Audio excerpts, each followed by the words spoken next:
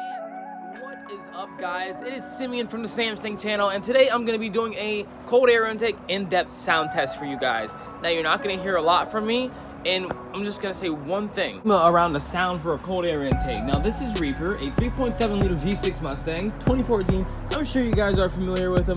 Very awesome car, my little baby. So what I'm going to do here is actually 14 Mustang, or even 2011 for that matter. There's going to be this little grommet back here, which is usually for the GT sound tube that's inducted into the wall, so it always sounds like this is kind of active. So that's why when people get cold air intakes, they can't really tell a difference because the sound is automatically being piped into the cabin. But we're gonna go ahead and take this out. As you can see, there's some insulation there to block some sound in the first place. So we're gonna go ahead and take this out so we can get some good interior sound clips as well. So we can get the loud without this, and you're not gonna hear it with because it's a little hard to catch on camera. Without further ado, no more talking for Sam Sting, just Reaper.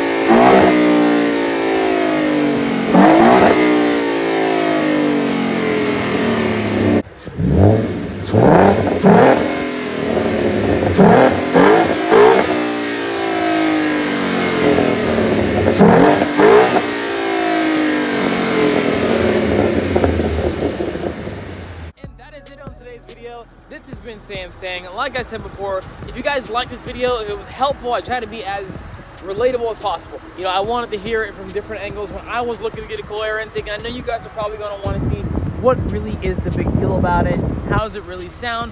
I tried the best to convey that in this video here, but If you guys like this video, smash that thumbs up, subscribe, and also check out my social media. I'm a pretty cool dude outside of the car stuff because like that's really who I am. And other than that, been Samstang, not getting a haircut this month because you know, it's cold and black people usually have short hair, and then when they do, it's kind of cold. It gets cold having a skinhead. All right, I'm out.